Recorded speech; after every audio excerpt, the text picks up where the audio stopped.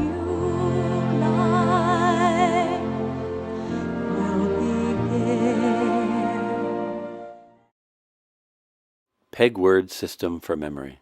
Think of the British elementary school jingle. 1 is run, 2 is zoo, 3 is tree, 4 is door, 5 is hive, 6 is sticks, 7 is Devon, 8 is gate, 9 is wine, 10 is hen.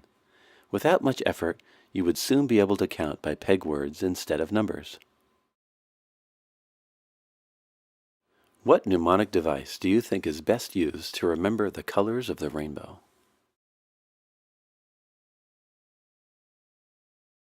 Roy G. Biv. A study of star performers in memory championships revealed that they did not have exceptional intelligence, but rather had superior skills at using mnemonic strategies and devices. Concentrated practice versus distributed practice. We retain information best when our encoding is distributed over time rather than concentrated. Many experiments over the last century have consistently revealed the benefits of distributing. Those who learn quickly also forget quickly. Distributed practice leads to better long-term recall. One effective way to distribute practice is repeated self-testing, otherwise known as the testing effect. It is better to practice retrieval, as any exam will demand, than merely to reread material, which may lull you into a false sense of mastery. Remember, spaced study and self-assessment are more effective than cramming and rereading. Now see if you can remember and repeat the sentence about the rioter from an earlier slide in the video. I'll start you off. The angry rioter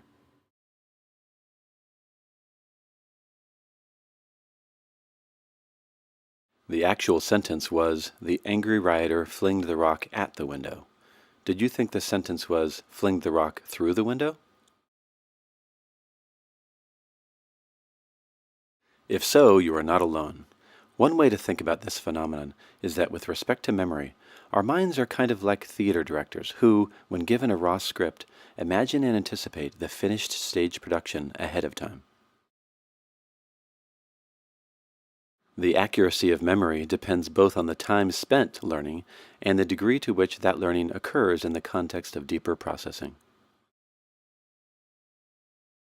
The detective Sherlock Holmes was quoted as saying, "Our brain is like a little empty attic. We have to stock it with furniture as we choose. It is a mistake to think that this attic has elastic walls and can distend to any extent. There comes a time when, for every addition of knowledge, we forget something that we knew before." Do you agree or disagree with Sherlock Holmes's quote, and why?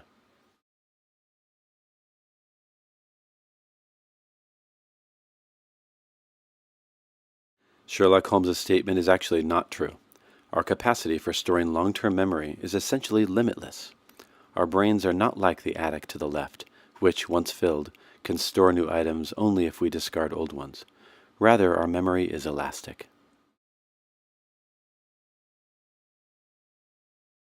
Our brains do not store information in the way libraries store books, in discrete, precise locations. Rather, many parts of the brain interact with each other as they encode, store, and retrieve information. Cognitive neuroscientists discovered the hippocampus, which means seahorse because it is shaped similarly. This temporal lobe neural center, located in the limbic system, is the brain's equivalent of the save button for memories. Chickadees and other birds can store food in hundreds of locations and return to these unmarked places months later, but not if their hippocampus has been removed, which psychologists have done in experiments. Our memory system is such that, even though as adults the conscious memory of our first 3 years is relatively blank, the reactions and skills we learned during infancy reach far into our future. Each day of our lives we make deposits in the memory banks of our children. Significant stressful events can leave more persistent, powerful memories.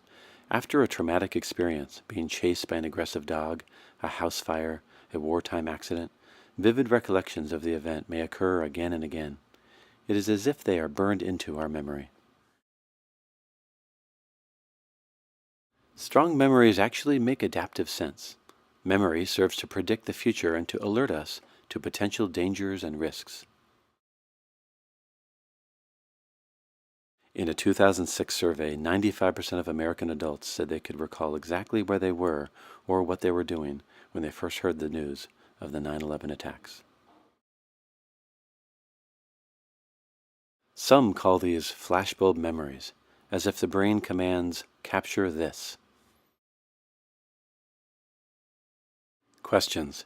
What do you think of the idea of your memory capacity being limitless? Do you have memories from before 3 years old? Can you identify one? What is a powerful flashbulb memory you have, either something public like 9/11 or something more personal? Which is more important, your experiences or your memories of those experiences? Why and how so?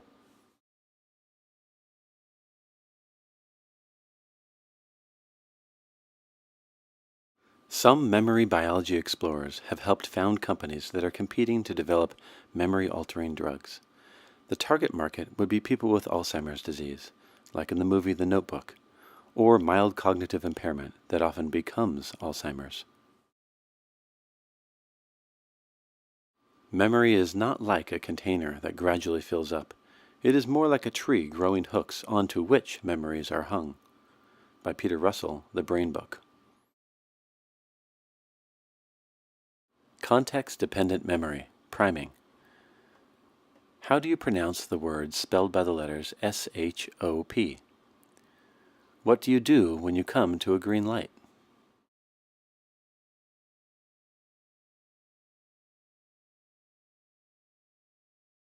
If, to the second question, you answered stop, even though the question asked about a green light, you have demonstrated priming. State-dependent memory. What we learn in one state, be it drunk or sober, may be more easily recalled when we are again in that state. Emotions that accompany good or bad events become retrieval cues.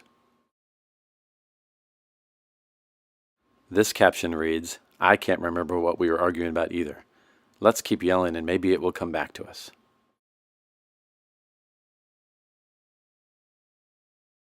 But wait, we applaud memory so much, but is there anything to say about the benefits of forgetting? If so, what might it be?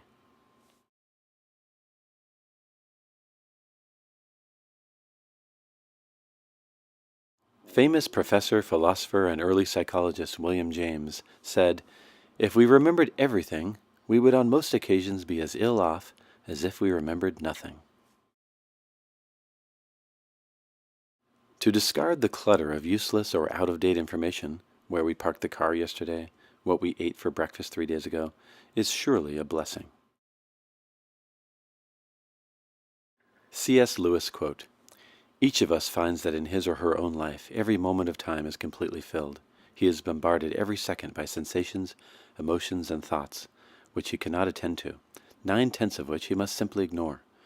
A single second of lived time contains more than can be recorded, and every second of past time has been like that for every person that ever lived. The past, in its reality, was a roaring cataract of billions upon billions of such moments, any one of them too complex to grasp in its entirety, and the aggregate beyond all imagination. By far the greater part of this teeming reality escaped human consciousness almost as soon as it occurred. None of us could at this moment give anything like a full account of his own life for the last 24 hours. We have already forgotten. Even if we remembered, we have not time. The new moments are upon us. At every tick of the clock, in every inhabited part of the world, an unimaginable richness and variety of history falls off the world into total oblivion." Goodbye, memory. And speaking of ticks of the clock, I now sadly remember that our time has come to an end, and that we must say goodbye. I hope you received value from exploring the topic of memory, and that you enjoyed your own memory journey. To learn more or to enroll in my longer psychology course on memory and other topics, perception, development, learning, emotion, motivation, intelligence, and fulfillment, contact me at sph854@mail.harvard.edu and or see my website at www.fractalbridge.org.